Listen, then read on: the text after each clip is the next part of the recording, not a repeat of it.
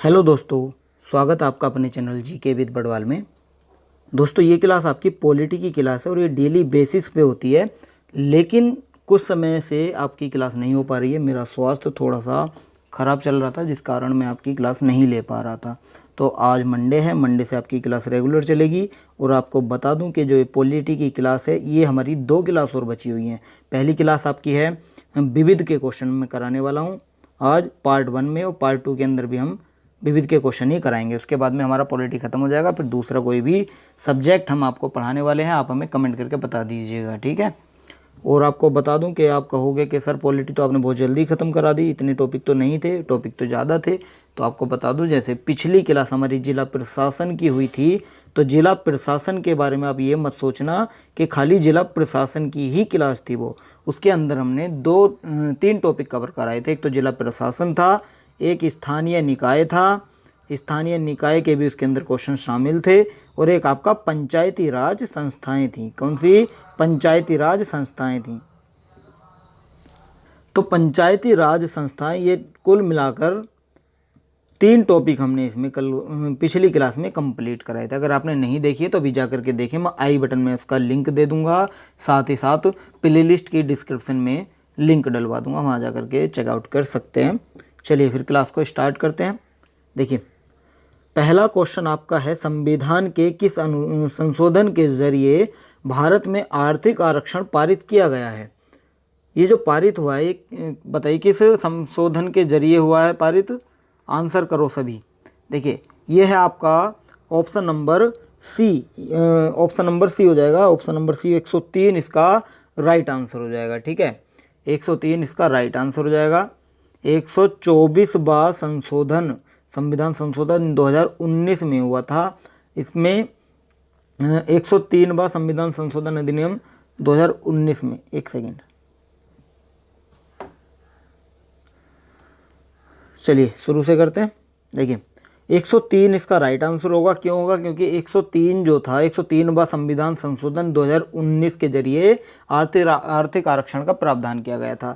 और ये जो हुआ था, ये विधेयक कौन सा था? 124वां संविधान संशोधन विधेयक 2019 था, ठीक है। चलिए अगले क्वेश्चन पर चलें। तो अगला क्वेश्चन है, किस वर्ष में संविधान का संशोधन सबसे पहले किया गया था या सर्वप्रथम किया गया था? ये किया गया था 1951 में। ऑप्शन नंबर बी आपका यहाँ करेक्ट आंसर होगा। 1951 में किया गया था, ठीक है, ध्यान रखेंगे सभी। अगला है, किसी नए राज्य के गठन के लिए भारतीय संविधान की किस अनुसूची में संशोधन करने की आवश्यकता होती है? ये होती है आपका किस में? ये होती है फर्स्ट यानी प्रथम अनुसूची में होती है। ऑप्शन नंबर यहाँ बी आपका करेक्ट आंसर हो जाएगा। प्रथम अनुसूची के अंदर कितने अनुच्छेद आते हैं? तो अनुच्छेद नोट करेंगे, अनुच्छेद 1 से लेकर के कितने 4 तक आते हैं, ठीक है, ध्यान रखेंगे सभी। चलिए अगला क्वेश्चन आपका है, भारतीय संविधान के अनुच्छेद 368 का संबंध किससे है? तो भारतीय संविधान के अनुच्छेद 368 का जो संबंध है वो संविधान संशोधन प्रक्रिया से है। ऑप्शन नंबर बी आपका यहाँ करेक्ट आंसर हो जाएगा, संविधान संशोधन प्रक्रिया से है, ठीक है। अगला है, संविधान का निम्न में से कौन सा संशोधन केंद्र तथा राज्य में मंत्री परिषद के मंत्रियों की अधिकतम संख्या सीमित करता है? कौन सा करता है? ये करता है आपका 91वां संशोधन, यानी ऑप्शन नंबर बी आपका यहाँ करेक्ट आंसर हो जाएगा। 91वां संविधान संशोधन 2003 द्वारा हुआ था, ठीक है, 2003 में हुआ था। चलिए अगला आपका है, संविधान का 52वां संशोधन संबंधित है किससे? तो संविधान का 52वां संविधान संशोधन जो है ये संबंधित है दल बदल से, ठीक है। ऑप्शन नंबर ए हो जाएगा राइट आंसर। तो दल बदल इसका करेक्ट आंसर हो जाएगा। अगला क्वेश्चन है, संविधान या भारतीय संविधान के किस संशोधन अधिनियम ने मतदान की उम्र 21 से घटाकर 18 वर्ष कर दी गई?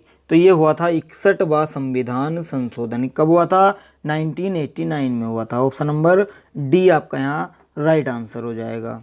अगला है, गुजरात के उस मतदान केंद्र का नाम बताएं जहां लोकसभा चुनाव 2019 में मतदाता सूची, जिसे वोटर रोल एकमात्र मतदाता था, वोटर रोल भी बोलते हैं इसे, मतदाता सूची पर एकमात्र मतदाता था।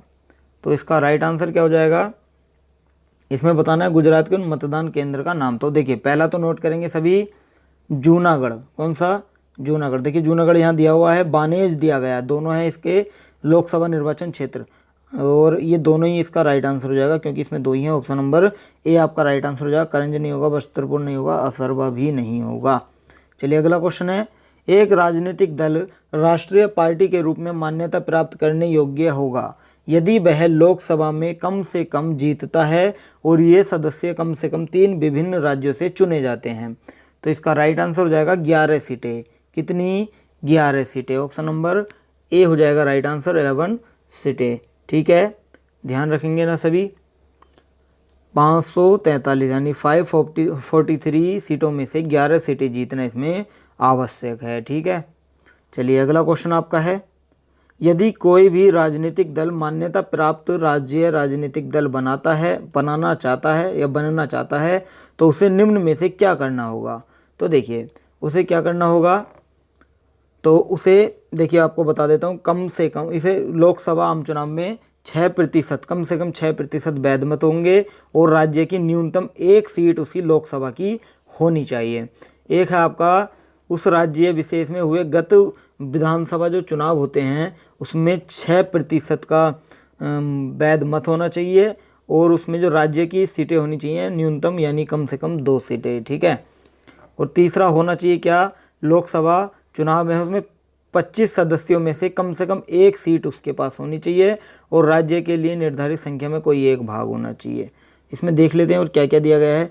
किसी विधानसभा आम चुनाव में कम से कम 6% वैध मत, यहाँ तक तो ठीक है, जीते हों और कम से कम 2 सीटें हों, बिल्कुल ठीक है, कम से कम 2 सीटें उसे मिलनी चाहिए। किसमें? राज्य में। इसमें कम से कम एक बार संसदीय नहीं होगा, पंचायती चुनाव में भाग लेना होगा, कम से कम 10 लाख ये नहीं होगा। ठीक है, तो इसका right answer option number A हो जाएगा करेक्ट आंसर। चलिए अगले क्वेश्चन पर चलते हैं। अगला क्वेश्चन है, अंतर्राष्ट्रीय शांति और सुरक्षा को बढ़ावा देने से संबंधित प्रावधान भारतीय संविधान के निम्नलिखित में से किसके एक भाग के रूप में उल्लिखित हैं?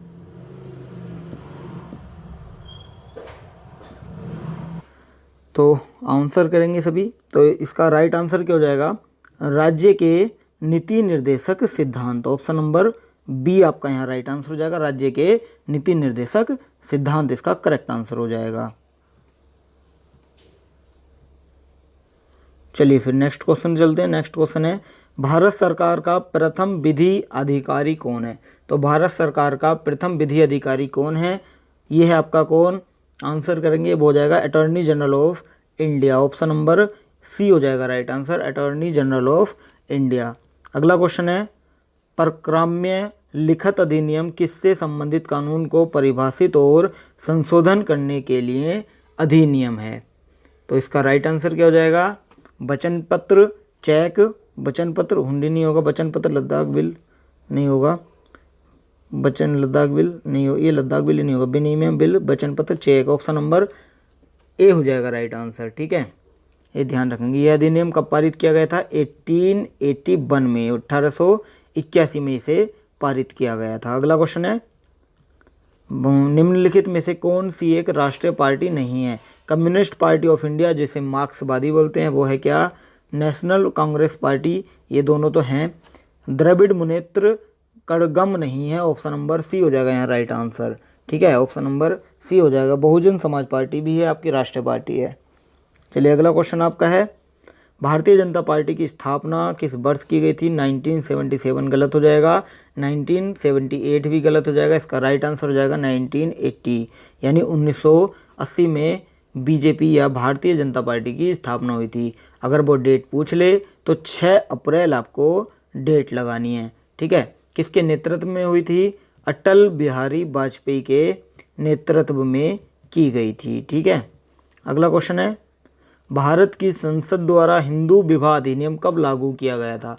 तो भारत की संसद द्वारा हिंदू विवाह अधिनियम जो लागू हुआ था वो 1955 में हुआ था, 1955 में हुआ था। ऑप्शन नंबर बी आपका यहाँ करेक्ट आंसर हो जाएगा। अगर आपसे वो डेट पूछ ले तो 18 मई हो जाएगा। ठीक है, 18 मई 1955 में हो जाएगा। ठीक है ना। चलिए अगला क्वेश्चन है, भारतीय संविधान का अनुच्छेद 300A किस निम्नलिखित में से किसकी गारंटी देता है? तो ये गारंटी देता है कोई भी व्यक्ति अपनी शिक्षा से वंचित नहीं रहेगा, गलत है। कोई भी व्यक्ति अपने वैवाहिक अधिकारों से वंचित नहीं रहेगा, गलत है। कोई भी व्यक्ति अपनी संपत्ति से वंचित नहीं रहेगा, ऑप्शन नंबर सी आपका यहाँ करेक्ट आंसर हो जाएगा। अगला क्वेश्चन है, भारतीय संविधान का अनुच्छेद 324 से 329 तक निम्नलिखित में से किस पहलू से संबंधित हैं? तो ये जो संबंधित हैं ये चुनाव से संबंधित हैं, ऑप्शन नंबर ए हो जाएगा राइट आंसर। ये चुनाव से संबंधित है 324 से लेकर के 329 तक। ये भाग कौन सा है? ये है भाग 15 के अंतर्गत आता है, ठीक है, भाग 15 के ये अंदर आता है। अगला क्वेश्चन है, भारत के मुख्य निर्वाचन आयुक्त की नियुक्ति कौन करता है? तो भारत के मुख्य निर्वाचन आयुक्त की जो नियुक्ति करता है वो राष्ट्रपति करता है, ऑप्शन नंबर सी हो जाएगा राइट आंसर। कौन करता है? राष्ट्रपति करता है, ऑप्शन नंबर सी हो जाएगा राइट आंसर। ये किस भाग के अंतर्गत है? तो ये भाग 15 है, अनुच्छेद 324 से 329 है, ठीक है, ध्यान रखेंगे। चलिए अगला क्वेश्चन है, संविधान सीईसी और चुनाव आयुक्तों के कार्यकाल की सुरक्षा निश्चित करता है। वे 6 साल के कार्यकाल के लिए नियुक्त किए जाते हैं या कितनी वर्ष की उम्र, यानी कि या तो 6 साल या किस वर्ष की आयु तक नियुक्त होते हैं? तो वो आयु है 65 वर्ष, कितनी? 65, ऑप्शन नंबर बी आपका यहाँ राइट आंसर हो जाएगा 65। अगला क्वेश्चन आपका है, भारत के मुख्य निर्वाचन आयुक्त की सेवानिवृत्ति की आयु वर्ष कितनी है? तो अभी बताया था कितनी है? 65 वर्ष है, कितनी? 65 वर्ष है, ठीक है। अगला क्वेश्चन आपका है, भारत के संविधान की किस अनुसूची में असम, मेघालय, त्रिपुरा और मिजोरम राज्य में जनजातीय क्षेत्रों के प्रशासन के संबंध में प्रावधान है? पहले मैं देख लेता हूँ क्वेश्चन कितने बचे हुए हैं। तो यही है 2 3 4 क्वेश्चन बचे हुए हैं आपके, ठीक है। लास्ट वाला क्वेश्चन आपको होमवर्क में मिलेगा। तो इसका राइट आंसर करेंगे, भारत के संविधान की अनुसूची में असम, मेघालय, त्रिपुरा, मिजोरम राज्यों में जनजातीय क्षेत्रों के प्रशासन के संबंध में प्रावधान है। बताइए किस अनुसूची के अंदर है? यह अनुसूची है 6ठी, ऑप्शन नंबर सी हो जाएगा राइट आंसर, 6ठी अनुसूची। अगला क्वेश्चन है, कोंकणी किसकी शासकीय भाषा है? तो कोंकणी जो भाषा है वो है दमन व दीप की, यानी दमन और दीप की है, ऑप्शन नंबर आपका सी हो जाएगा राइट आंसर। अगला क्वेश्चन है, कौन सी अनुसूची के तहत अनुसूचित क्षेत्रों और अनुसूचित जनजातियों के प्रशासन और नियंत्रण के लिए प्रावधान किए गए हैं? तो ये जो प्रावधान हुए हैं ये हुए आपके अब 5वीं अनुसूची के अंतर्गत, ऑप्शन नंबर बी हो जाएगा राइट आंसर, ठीक है, 5वीं अनुसूची के अंतर्गत। इसमें कौन कौन से आपके आते हैं? आंसर करेंगे सभी। तो देखिए ये आते हैं आपके, इसमें कौन से, एक तो अनुसूचित क्षेत्र, अनुसूचित जनजाति वगैरह, कहाँ से आते हैं ये? कौन सा वो राज्य है? राज्य कौन सा है? वो त्रिपुरा है, मिजोरम है, मेघालय। त्रिपुरा, मिजोरम और आपका मेघालय, शायद एक और छूट रहा है, याद हो तो कमेंट करिएगा, ठीक है। हाँ ठीक है, असम, ठीक है, क्या है? असम है, ठीक है ना। चलिए फिर अगले क्वेश्चन पर चलते हैं। लास्ट क्वेश्चन आपको होमवर्क में भी दिया जाएगा। ये देखिए, भारतीय संविधान का कौन सा अनुच्छेद अनुसूचित क्षेत्रों और जनजातीय क्षेत्रों के प्रशासन से संबंधित है? अनुच्छेद 214 है, 240, 244, 248। आंसर कमेंट करके बताइएगा। इसका सेकंड पार्ट हम कल आपको कराने वाले हैं, इसके बाद आपकी पॉलिटी ख़त्म हो जाएगी। आप हमें कमेंट करके बताइएगा कि कौन सा सब्जेक्ट आपको कराया जाए, ठीक है। कौन कौन से बचे हुए हैं आपके? एक तो आपका बचा हुआ है इकोनॉमी, इसके अंदर बचा हुआ है, ठीक है, इकोनॉमी बचा हुआ है। इकोनॉमी से अलग बात की जाए तो आपका बचा हुआ है कौन सा? साइंस की तो मैंने आपकी क्लास लगाई थी प्रैक्टिस सेट, वो आपकी डेली स्टार्ट कर दी जाएंगी कुछ समय के बाद में। और आपका हिंदी बचा हुआ है, हिंदी का अगर आप चाहोगे तो मैं लगा दूंगा प्रैक्टिस सेट इसी तरह से। जैसे उसके अंदर पूछे गए कौन से, संधि पूछा गया है, विलोम शब्द पूछे गए हैं, पर्यायवाची पूछे गए हैं। तो इसमें से जो आपके एग्जाम में आने की पूरी संभावना है, जैसे विलोम शब्द से जो क्वेश्चन बन सकता है या पर्यायवाची से, उस तरह के क्वेश्चन हम आपको करा देंगे, ठीक है। लेखक और रचना इनकी करा देंगे, ठीक है। और आपका स्टैटिक जीके बचा गया है। स्टैटिक जीके में क्या क्या आएगा? पड़ोसी देश पूछे जाएंगे, देश, राजधानी, मुद्राएं पूछी जाएंगी। अगर आप चाहो तो मैं इसकी क्लास भी आपको लेकर के आ जाऊँगा आपके सामने, ठीक है ना। तो आप हमें कमेंट करके ज़रूर बताइएगा कि कौन सा सब्जेक्ट आपको पढ़ाया जाए। चलिए फिर आज के लिए इतना ही रखते हैं। चैनल को सब्सक्राइब कर दीजिएगा और वीडियो को लाइक कर दीजिएगा। ठीक है, वीडियो अच्छी लगे तो शेयर भी ज़रूर करिएगा ताकि हर स्टूडेंट तक इसका लाभ पहुंच सके। चलिए फिर आज के लिए इतना ही रखते हैं। Thank you so much.